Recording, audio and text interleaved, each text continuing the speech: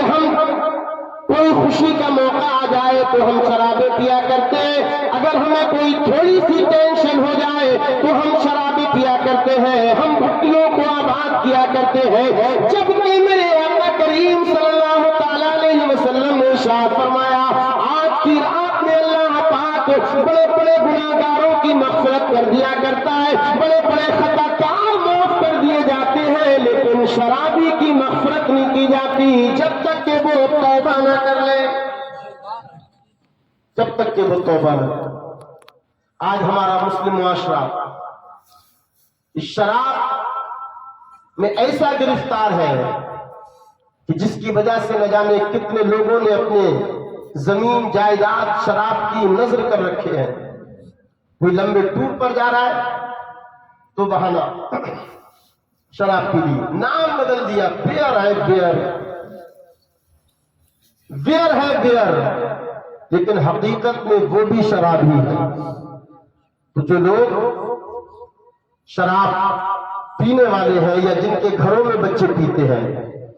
تو وہ اس محفل سے جائیں، شراب سے توبہ کریں، اپنے بچوں کو شراب کی لت سے دور رکھیں۔ آج کی رات میں اللہ پاک بڑے بڑے گناہگاروں کی مغفرت فرماتا ہے، شرابی کی مغفرت نہیں کی جاتی۔ اور بیان کیا گیا سود خور کی آج کی رات میں مغفرت نہیں کی جاتی، بیاسی کاروبار کرنے والے کی، سودی کاروبار کرنے والے کی آج کی رات میں مغفرت نہیں کی جاتی ہے۔ آج ہم دھڑلے سے اللہ اللہ سودی کاروبار کرتے نظر آ رہے ہیں، کوئی پیاسی کاروبار کرتا ہے، کوئی سودی لین دین کیا کرتا ہے، جبکہ چلو شب معراج میں میرے آقا کریم صلی اللہ تعالیٰ علیہ وسلم تشریف لے کر کے جا رہے ہیں، میرے آقا نے دیکھا کہ ایک قوم ایسی ہے، ایک قوم ایسی ہے کہ جن کے پیٹ کمروں کی طرح، روموں کی طرح بڑے بڑے ہیں، اور ان روموں کے اندر، ان کے پیٹوں کے اندر سانپ بچھو تیرتے نظر آ رہے ہیں۔ میرے آقا نے حضرت جبریل سے کہا اے حضرت جبریل یہ کون لوگ ہیں؟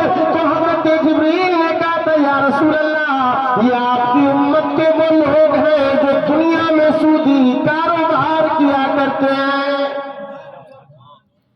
پیٹ کر دیے گئے ہیں روم کی طرح، جیسے روم بڑا سا ہوتا ہے، اور اس پیٹ کے اندر سانپ بچھو کیڑے مکوڑے گردش کر رہے ہیں، گھوم رہے ہیں، پھر رہے ہیں۔ تو میرے آقا کو حضرت جبریل نے بتایا آقا کریم صلی اللہ تعالیٰ علیہ وسلم یہ وہ لوگ ہیں، آپ کی امت کے وہ لوگ ہیں جو دنیا میں سودی کاروبار کیا کرتے ہیں، جو دنیا میں بیاس کھایا کرتے ہیں، جو دنیا کے اندر ناجائز طریقے سے کمایا کرتے ہیں، یہ وہ لوگ ہیں۔ تو انسان تو کس غفلت کی نیند سو رہا ہے؟ آج تجھے دنیا میں لگتا ہے کہ میں سود لوں گا، میرا کاروبار بڑھ جائے گا، میرے پاس میں پیسہ جمع ہو جائے گا، لیکن تاریخ اس بات پر گواہ ہے کہ جو لوگ سودی کاروبار کیا کرتے ہیں ظاہری اعتبار سے ان کے پاس میں پیسہ ہوا کرتا ہے، ظاہری اعتبار سے وہ سیٹ کہلاتے ہیں، ظاہری اعتبار سے وہ بلڈنگ والے مالدار ہو جاتے ہیں، لیکن حقیقت میں انہیں کبھی چین میں سر نہیں آتا ہے، پریشان کرتے ہیں، یا پھر ان کے بچے پریشان رہیں گے۔ تو سود سے اپنے آپ کو بچائیے، سود سے اپنے آپ کو دور رکھیں۔ اور میرے آقا کریم صلی اللہ تعالیٰ علیہ وسلم نے ارشاد فرمایا کہ جس طریقے سے شرابی اور سود خور کی مغفرت نہیں کی جاتی ہے، اسی طریقے سے جو والدین کا نافرمان ہوا کرتا ہے، والدین کے نافرمان کی بھی آپ کی رات مغفرت نہیں کی جاتی ہے۔ جھانکے اپنے اپنے گریبان، کتنے لوگ ایسے ہیں جنہوں نے اپنے ماں باپ کو در بدر کی ٹھوکریں کھانے پر چھوڑ رکھا ہے، ماں باپ کی تعظیم نہیں کرتا،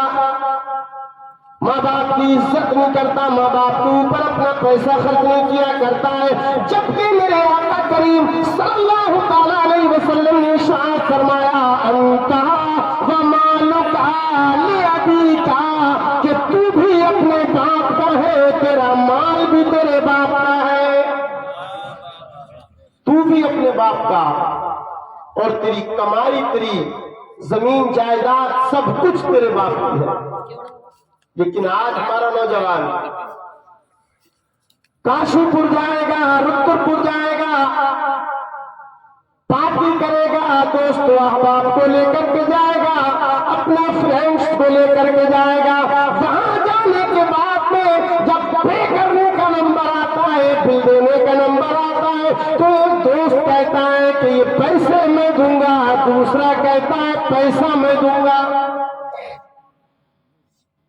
وہاں پیسہ دینے کے لیے لڑائیاں، جھگڑے ہو رہے ہیں، لیکن ماں باپ گھر کے اندر 10-10 روپے کے لیے پریشان ہیں، ایک ایک وقت کی دوائی کے لیے پریشان، پان چھالی کے لیے پریشان ہوا کرتے ہیں، اور اس بچے سے پیسہ مانگتے ہیں جو ابھی پارٹی کا پیسہ دینے کے لیے دوستوں میں لڑ رہا تھا۔ وہ ماں باپ سے کہتا ہے میرے پاس تمہاری دوائی کا پیسہ نہیں ہے۔ اے انسان، تو اپنے ماں باپ کی ناقدری کیا کرتا ہے، تو اپنے ماں باپ کو ستاتا ہے، جبکہ میرے آقا فرماتے ہیں اے لوگوں، یہی ماں باپ تمہارے لیے جنت بھی ہے، تمہارے لیے جہنم بھی ہے۔ تو اپنے ماں باپ کی تعظیم کرو،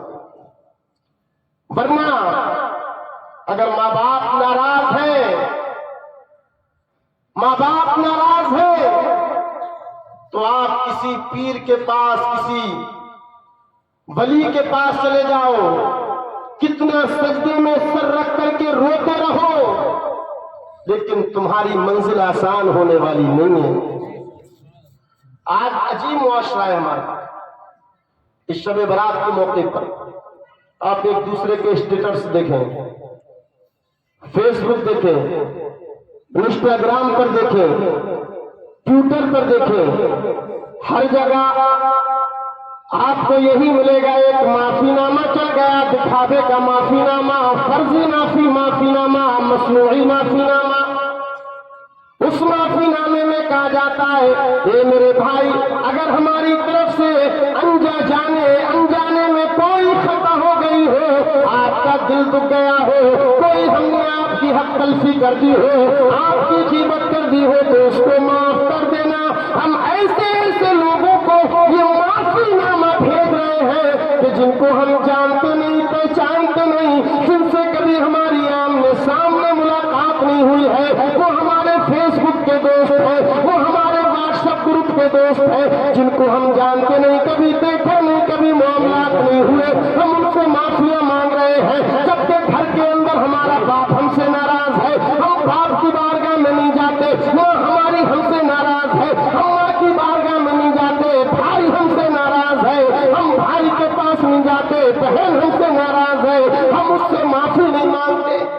بے شک بے شک بے شک، حقیقت۔ جس سے معافی مانگنا چاہیے تو اس کی طرف تو ہم جا بھی نہیں رہے ہیں، اور جس سے ہمیں معافی نہیں مانگنا چاہیے، جس کا ہم نے کچھ دکھایا ہی نہیں ہے دل، تو ہم اس کو میسج پر میسج چھوڑے جا رہے ہیں۔ تو یاد رکھو، اگر آپ کا بھائی آپ سے ناراض،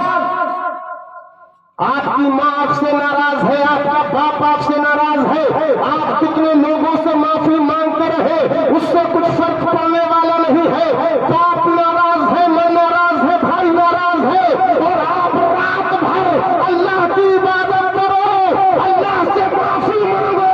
تب بھی تمہیں معافی نہیں ملے گی۔ خدا کی بارگاہ سے جواب آئے گا، پہلے تو اپنے باپ کو راضی کر لے، بعد میں میرے در پر آ جا۔ بے شک، نعرے تکبیر، نعرے رسالت، نعرے غوثیت، مسلک اعلی حضرت، عظمت والدین، نعرے تکبیر، اولاد علی۔ تو پہلے جن لوگوں کو آپ نے ناراض کر رکھا ہے